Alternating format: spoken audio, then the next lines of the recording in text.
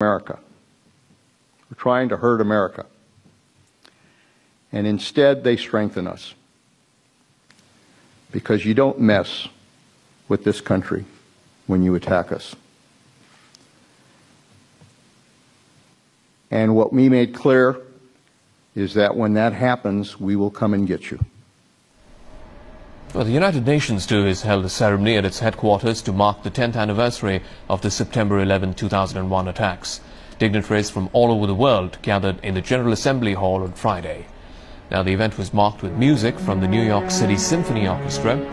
Soloist Missouri Moyo sang Still I Rise, and David Dorr sang Amazing Grace.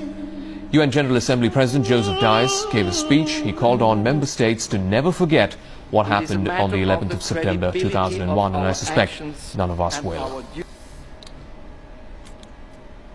To Japan now, 6 months have passed since Japan's massive quake, tsunami and subsequent nuclear disaster. But many of those whose homes are still off limits because of the radiation, they're now using converted classrooms and other public buildings as their new home. Andrew Dupuy has more details.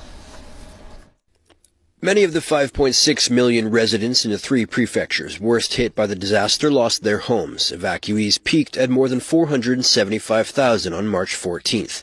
The evacuation center in Minami-Soma City sits only 22 kilometers from the damaged nuclear plant. It still holds over 50 occupants. I'd say it's indeed safe to call this a nuclear evacuation center. It's something that's here just for the nuclear reactors. Koichi Miyaguchi, a 54-year-old who used to work at the Fukushima plant, was completely washed away by the tsunami. I feel like I've been betrayed by nuclear power. I put in all this work over the years, and it still ends up like this. I cannot even go home.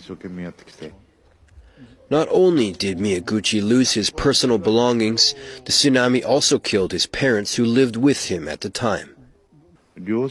As it is still unclear what happened to my parents, instead of just taking a break from work, I decided to quit. From there, I decided to do what I could to search for my parents, and so I spent every day at the morgue looking for them.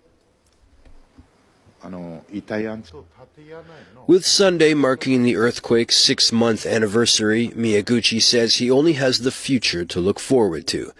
Miyaguchi is not alone in his situation. Across Japan, nearly 10,000 people still stay in evacuation centers after the worst disaster since World War II. Andrew Dupuy, CCTV. Well, and your heart goes out to those folks, doesn't it? That should pretty much wrap up this news update, though. I'm Zaka Jacob in Beijing. Thanks for your time, and I'll see you again at the top of the hour with more news. Bye-bye.